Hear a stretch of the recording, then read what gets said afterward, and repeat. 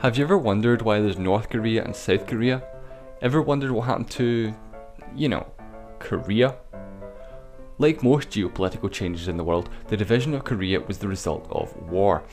The Korean War took place from 1950 to 1953, but it wasn't really the Korean War that split the country. The Korean War just made the split more permanent, but it was already split.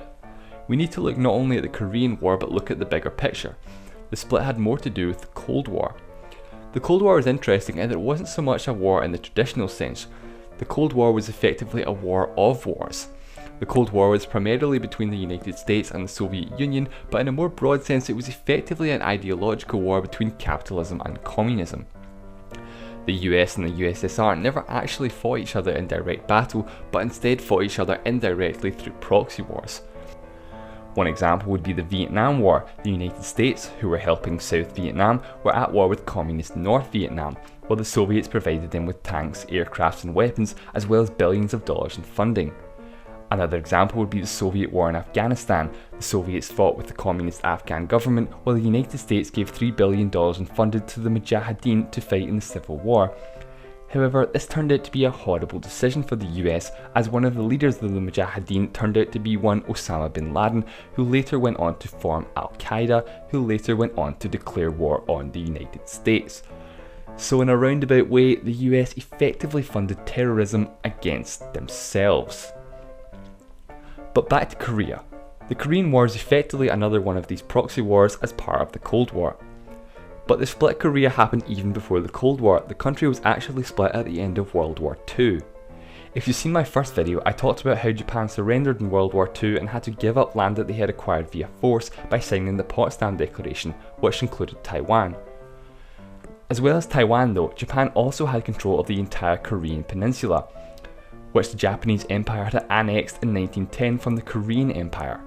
The Japanese ruled Korea for 35 years before their surrender. But this is different from the situation with Taiwan.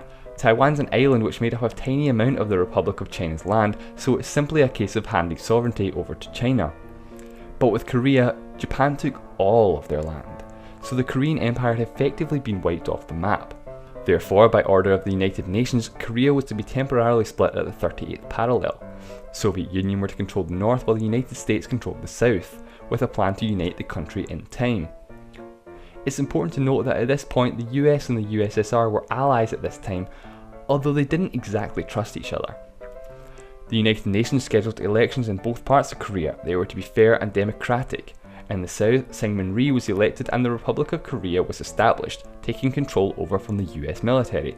However, in the north, the Soviet Union refused to hold free elections and a communist state was established with Kim Il-sung as the leader of the country, grandfather of the current North Korean leader Kim Jong-un. By 1949, all US and Soviet forces had withdrawn from Korea. The Soviets and Communist China had significantly armed the North Koreans with weapons and funding. The US, on the other hand, they weren't quite so generous with the South Koreans and refused to even give them any tanks, leaving them seriously ill-equipped for a war. And war is exactly what happened. In 1950, under the direction of Soviet leader Joseph Stalin, North Korea crossed the 38th parallel and invaded South Korea. Stalin didn't expect the US to get involved since he had already withdrawn all of their troops and they didn't intervene in the victory of Communist China and the Chinese Civil War in the previous year. However, the UN Security Council unanimously voted to intervene in Korea. Ironically though, the Soviet Union was part of the UN Security Council's Big Five and had veto power. Unfortunately for them, they weren't there to veto the resolution. See, even though Communist China had effectively won the Civil War and had total control of the mainland, the Republic of China, who only had control of Taiwan, still held the seat of China at the UN. In protest of this, the Soviet Union boycotted all UN meetings. So the UN intervened to protect South Korea, although it's mostly US forces. The troops were led by the United States under the command of General MacArthur. Stalin promised to help North Korea as much as possible, however he insisted that Soviet forces would not engage in combat with US forces. But why is this, you might wonder? I mean, why engage in all these proxy wars and indirect fighting? Why don't the United States and Soviet Union just fight each other directly? Well, the answer to that can be summed up in 3 words: mutually assured destruction. See, at the time, the US and the USSR were considered the two superpowers of the world, and the consequences of both superpowers at all-out war with each other would have had catastrophic repercussions. As well as being superpowers, they were also both nuclear weapon states. See, in the early 40s, the US, with the help of the UK and Canada, worked on the Manhattan Project, which is basically codename for developing an atomic bomb. It's a slightly more conspicuous name. In 1945, the US showed the sheer destructive power of these weapons when they dropped atomic bombs on the Japanese cities of Hiroshima and Nagasaki.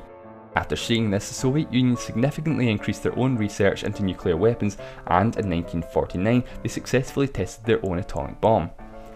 So war between the United States and the Soviet Union would have inevitably ended in World War III, and for the first time, nuclear war.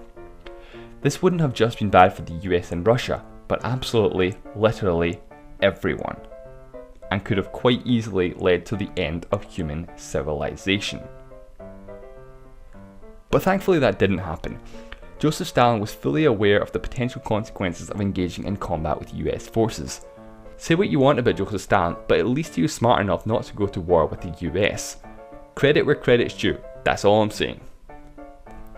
By September 1950, North Korea had South Korea cornered in the Pusan perimeter and a communist victory looked imminent. The North Koreans had to send supplies to their soldiers on the front line, which General MacArthur thought he could exploit. Instead of trying to break through with ground forces, the US used their navy to flank the North Koreans. They took back control of the city of Seoul and managed to disrupt the North Korean supply line. Within just a few months, things had completely changed and it now looked like South Korea was on the verge of victory. However, at this point, China, who had thus far not been involved, marched their troops across the border and pushed the UN forces back to the 38th parallel. Control of the peninsula fluctuated for a while around the 38th parallel. Ironically, control ended very similar to what it had been to begin with. In 1953, North and South Korea signed an armistice agreement creating a de facto international border. It's worth noting that an armistice agreement is not a peace treaty, so technically speaking they're actually still at war. After the agreement, both sides built barriers to stop each other from crossing the border, and there's now a 4-kilometre wide demilitarised zone. Which is a somewhat ironic name given it's the single most militarised border in the entire world. Speaking of ironic names, North Korea's official name is the Democratic People's Republic of Korea, which is ironic since several organisations have ranked North Korea as the single least democratic country in the entire world. And the good thing about talking about North Korea is, no one's going to be offended. I can safely say that no one from North Korea is ever going to see this video. In 1991, both North and South Korea became members of the United Nations, although neither country recognises the other and both consider themselves the legitimate government of all of Korea. The only place where the North and South Korean leaders meet is inside the DMZ in a place called the Joint Security Area.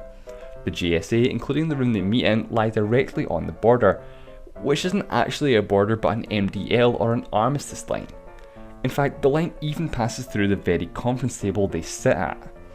So the two leaders basically talk to each other from different countries and don't cross the line. There's a door at each side of the room which leads back to their own country. Today, North Korea and South Korea are pretty much as different as two countries can be. They both speak Korean and they both have the word Korea in their name, but that's pretty much where the similarities end. South Korea has a free market capitalist economy, while North Korea officially describes itself as a socialist republic, but a more accurate description might be a totalitarian dictatorship. So if you're planning on going on holiday to Korea, you're probably better off going to South Korea.